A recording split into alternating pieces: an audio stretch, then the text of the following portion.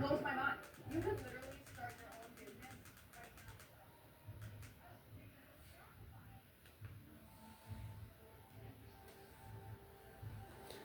Welcome to Building a Foundation Ministry podcast. We're going to be talking about how a woman thinks, her accusations. My first question is, do she have a right to think the way that she thinks? I know some people may think that this is a kind of crazy question. Why would you say, does a grown person have a right to think the way that they want to think? Basically, men and women think different.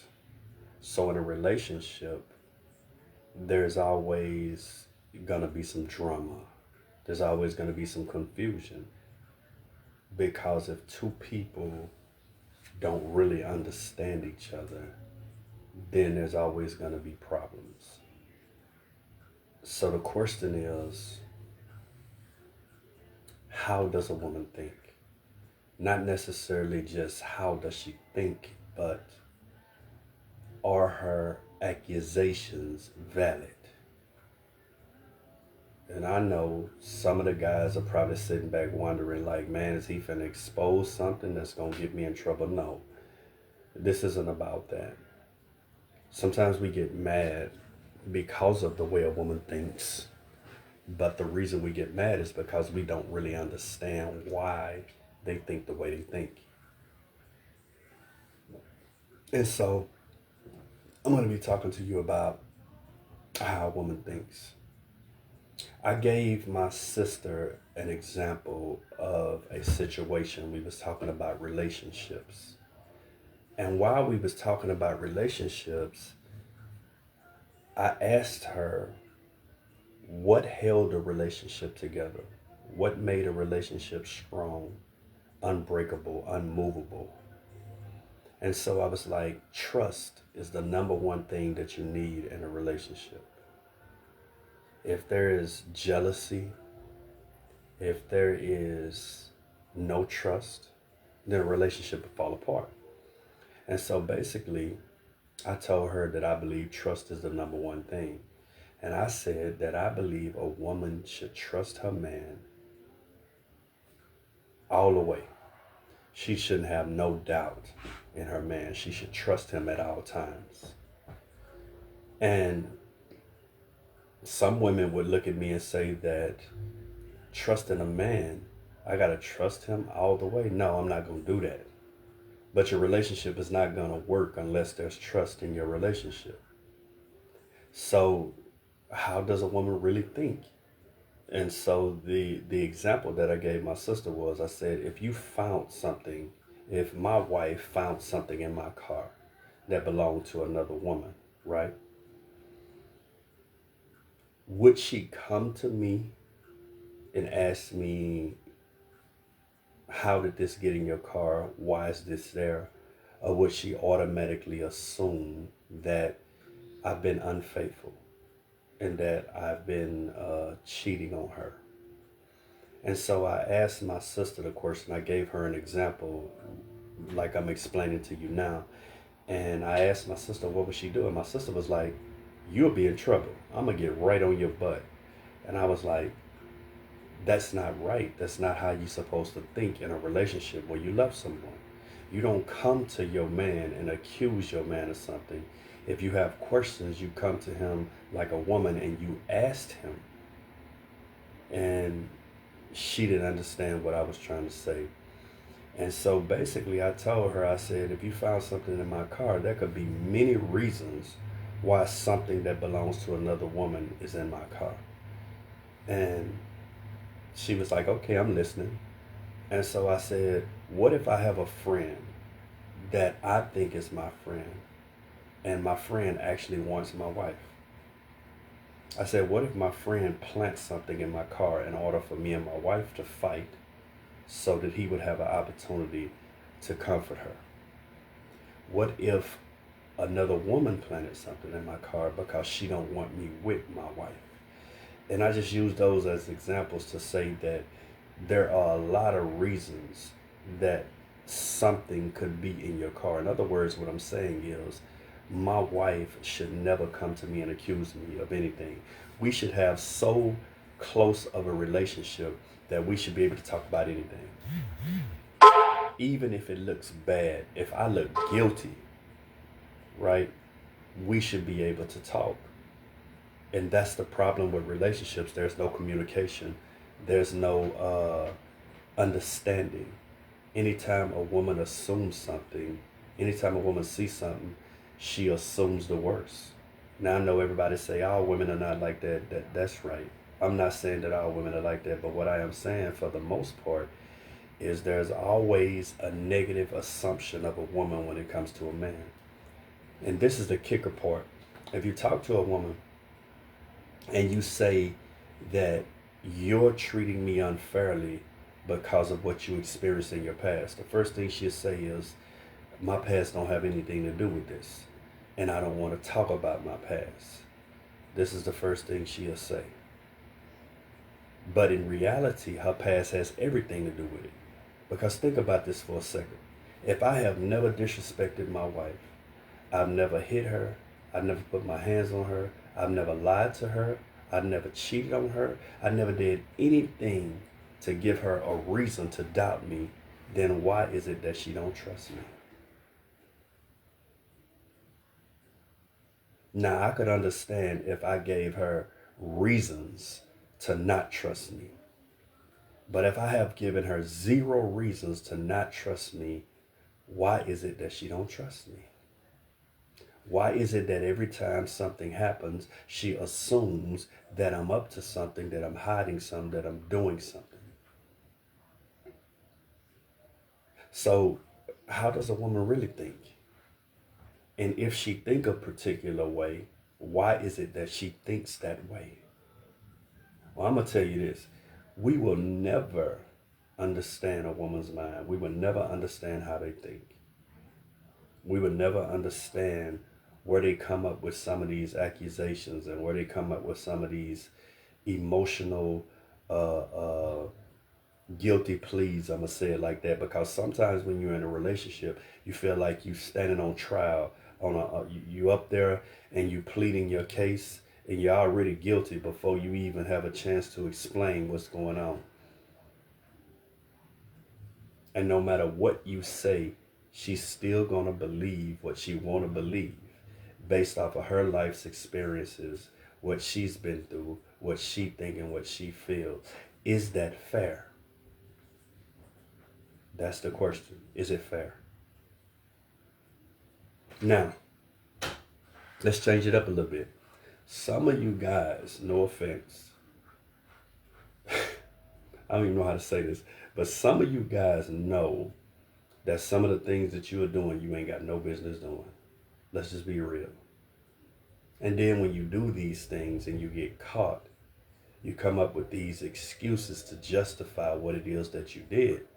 And then you wonder why so many women believe that all men are the same. I like to tell my wife all the time, I don't have 4 legs, I have 2. I'm not a dog. I don't have a tail. I'm not an animal. I'm a man, a real man. And whatever I feel, or whatever I think, whatever I want to do, I'm going to talk to her directly to her face and let her know. Because I believe that that's the only way. So let's get to the main point. One reason we don't know how women think is because we don't pay attention to them. One reason women don't know how we think is because they don't pay attention to us. In other words, you got 2 people in a relationship, and in that relationship, they're only together because they have found a way to coexist together. They learned how to coexist, but they don't know each other. Now let me take this to a biblical spin. The Bible talks about jealousy. It says jealousy is as cruel as the grave. The Bible breaks it down in so many ways to say that if a person is jealous, they will destroy their relationship. There is no place in a relationship for jealousy, because jealousy is not love. It's not love. You cannot be jealous at one point and then love someone in the same point. It doesn't work. You have to choose which side you want to be on. because those two things are on different sides. They do not work together. They will never work together. So if you tell me that you trust me, but then you don't believe anything I say, that don't match. It doesn't go together, right? So basically, the reason that relationships fall apart is because we don't know how to communicate with each other. Women and men don't have real conversations. This is serious. They don't sit down and talk about what's on their heart, what they're afraid of, what they feel, what they're going through. They don't have these type of conversations. Like I said, they coexist. That means that if she likes to go and shoot pool and he likes to go shoot pool, then they can go out together and shoot pool, have a good time, and they call that a relationship. But that's not a relationship. That's an activity. We got certain things in common that we like doing, but you have no idea what's in my heart. And the reason you don't have no idea what's in my heart is because we don't sit and talk. We don't communicate. We don't tell each other how we feel. We're not straightforward when we're mad or offended or whatever it may be. And the only way to understand one another is we have to learn how to communicate with one another. How do I know this? Because the Bible says, whatsoever proceeded out of a man's mouth comes from his heart. And the Bible also says that the heart, right, is what basically exposes who a person is. It didn't say it the way that I'm saying it. You're not going to find those words in the Bible, but it's there.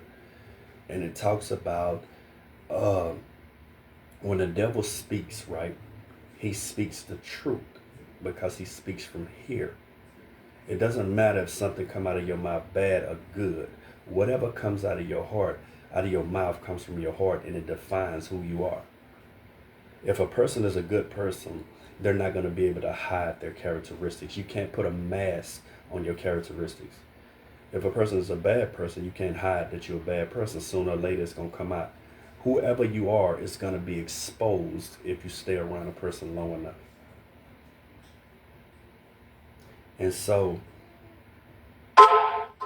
if we stop trying to get along and stop trying to make the relationship work and stop trying to have fun and call that a relationship, but get down to some real stuff, if we just sit down, spend quality time with each other, talk to each other, deal with our insecurities, deal with our doubts, deal with our fears, deal with our hurts. If we start digging into one another's business, as you would say, then we would know each other. And once we start to know each other, then we would have a relationship. I remember I was doing a Bible study and I asked the men in the class, I said, who is Jesus? The question was simple. Who is Jesus? This is what I asked. And you had people say that Jesus was the Lamb of God. He was the Son of God. He was a prophet. He was a king. He was the Lord of Lords. He was the King of Kings. They named all these things. And then I looked at everybody and I was like, I didn't ask you his occupation. I didn't ask you what he did. I asked you who he was. Because these names only describe a particular characteristic. Like if I said, there's a cop outside. That's a name. You already know what a cop is. You know what a cop does. That don't mean I know who he is. I just know he's a cop. And the reason that we don't know Jesus is because we don't spend time with Jesus. We say we love God. We say we're believers. We say we're Christians. We don't read our Bible. We don't go to church. We don't sit down and talk to God and have quality time.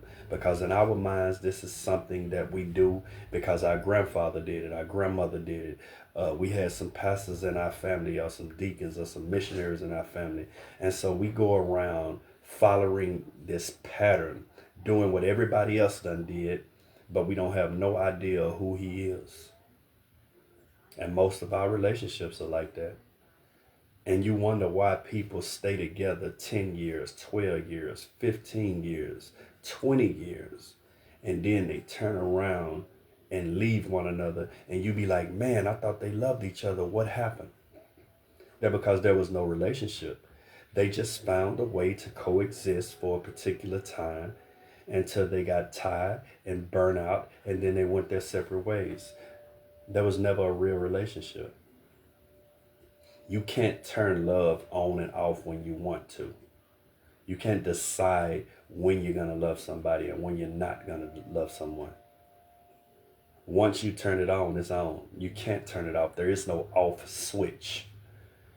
I hear people say it all the time. Oh, I used to love him. Or I used to love her. I still haven't figured that one out. So my question is real simple. Like I said, I'm not going to be long. My question is real simple. How does a woman really think? And if she's thinking a certain way, why do she think that way? So if you have a wife, for instance, I use me as an example. I'm never gonna ever try to put my wife on the spot, but I want to say this, right? If my wife, for instance, is jealous of me, I have to ask myself, why is she jealous? Do I flirt with women? Do I smile in other females' face? Am I always doing this or that? It may be simple to me and it may not mean nothing. But if it offends her or it bothers her, then I'm part of the problem. And a lot of people is not going to accept that. Why do I say I'm part of the problem? Because when you enter into a relationship, right, you are no longer an individual. They got something called independent and interdependent. I'm going to say it again. Independent and interdependent. The difference is a person who is independent, if you look up the definition, right? Independent basically means I don't need nobody. I can do it by myself. Interdependent means that you need somebody, in other words, and y'all work together for a common cause. And so you have people who enter into a relationship, but they still want to be independent, and they still have independent behaviors. And so if you go into a relationship, you have to keep in mind that you're not in this by yourself anymore. That means that you don't do things just because you want to. You don't make choices by yourself. You have to consider how your choices is going to affect the person that you're in a relationship with. Some people could care less. They go into a relationship and they do exactly what they want, when they want, and how they want. And they wonder why your relationship falls apart. Why are other people affected by your relationship? Because you are not by yourself. If a woman, is going through some things, I'm getting ready to bring this to an end, but if a woman is going through some things, right, and she don't know how to handle these things, or she don't know how to deal with these things, instead of her shutting down like she normally would do if she was by herself, she have a partner now. She have a husband. So now she has somebody she can go to and talk to about these issues. And they can come up with some type of conclusion and work these things out. That's what you call getting to know one another. And the more you get to know one another, the stronger your relationship becomes. And even if somebody came to you and said, oh, I seen your husband up here with another woman, you wouldn't believe it. Or I seen your wife with somebody down here, you wouldn't believe it. Why? Because you know your mate. You have a relationship. You have a bond. You're not going to let anything separate that or destroy that. And this is the last thing I'm going to say before I go. I had a lot of people who passed in my family who died, who are no longer here. And I noticed something, that when some of these people died, I didn't feel anything. I don't want nobody to get no misunderstanding about what I'm saying, but I didn't feel anything. And I kept asking God, this is my family. Why is it that I don't feel anything? Why is it that I'm not hurt or I'm not sad?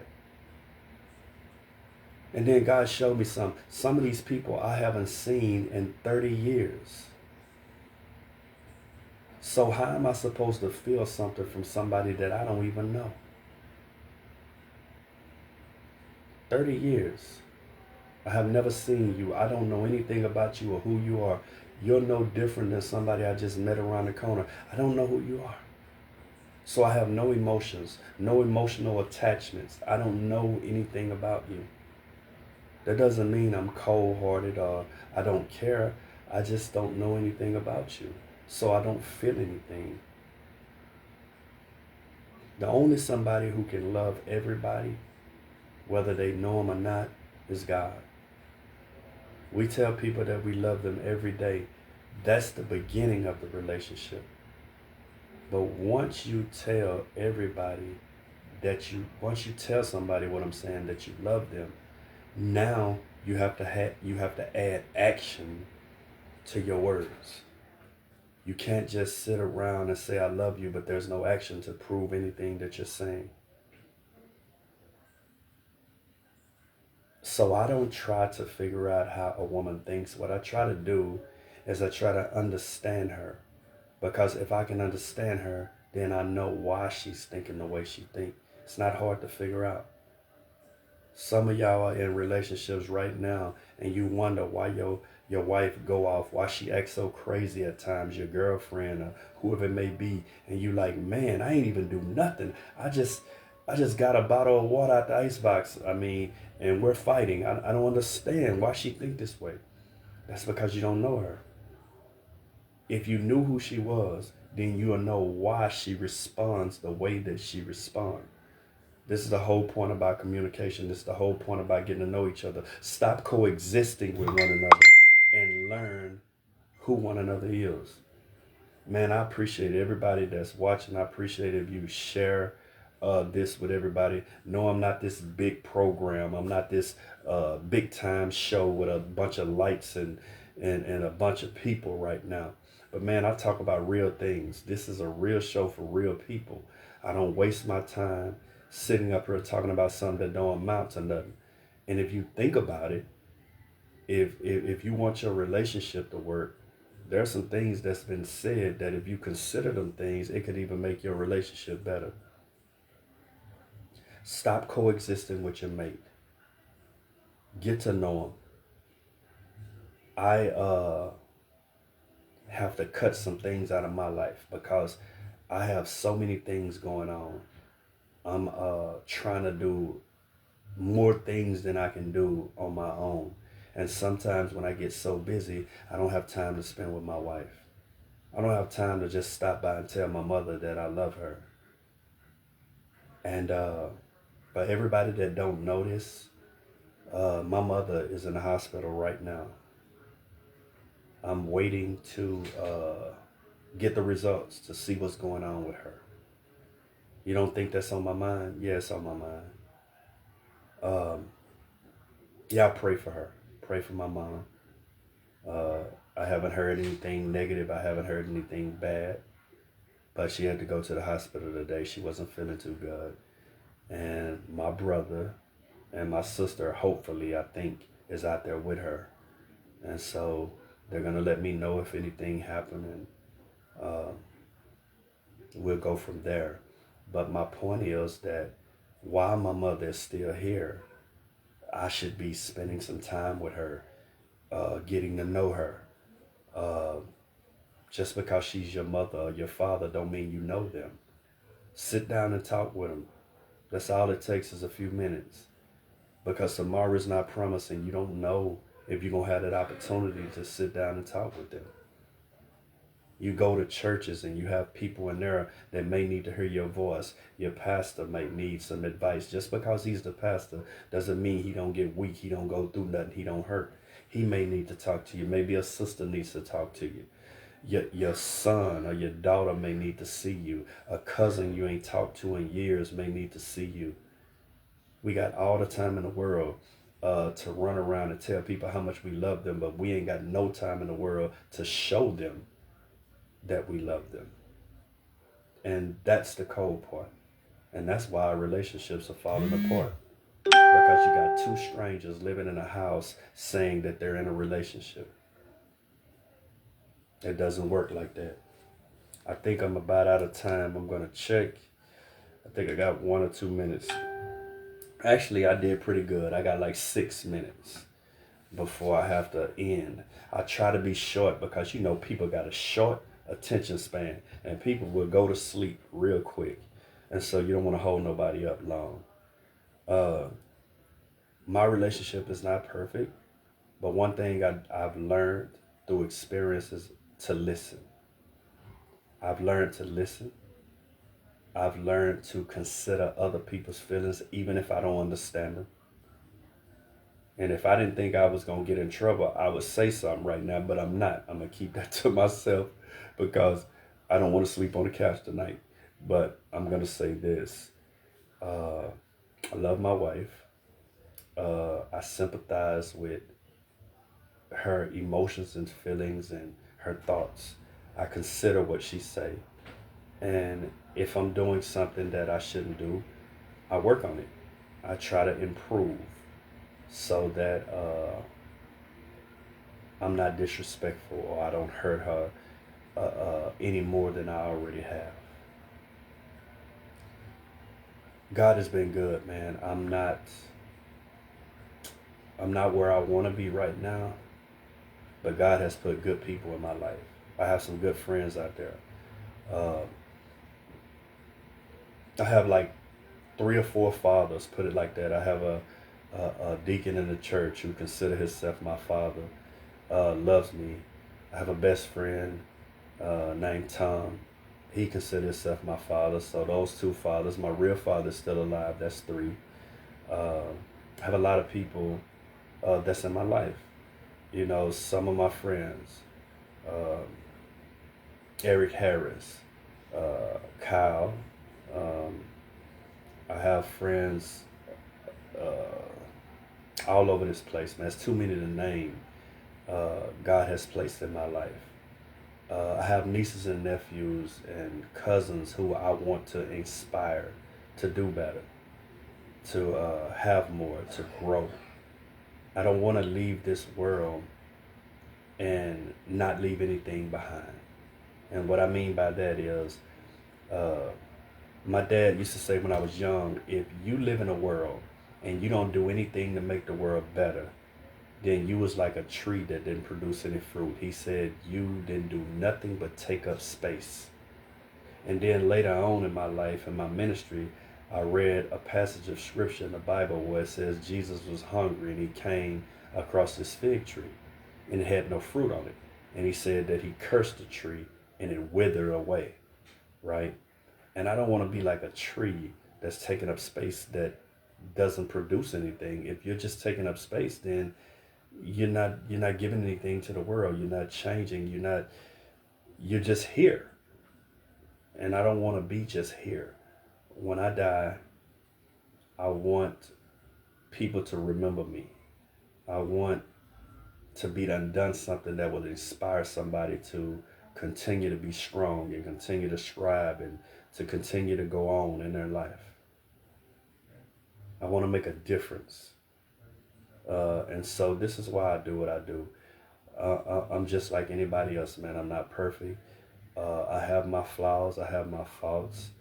Uh, but I'm not afraid to go to God when I got problems. I'm not afraid to go talk to a friend when I have problems.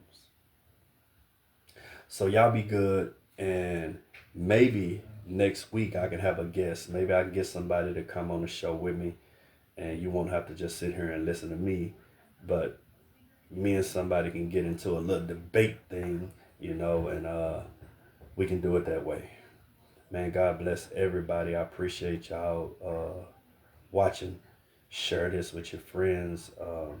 If I said anything that means anything, leave a comment. Let me know. Um, if I didn't say anything that mean anything, let me know that too. And we'll see. I'll see you guys next week. I'm out.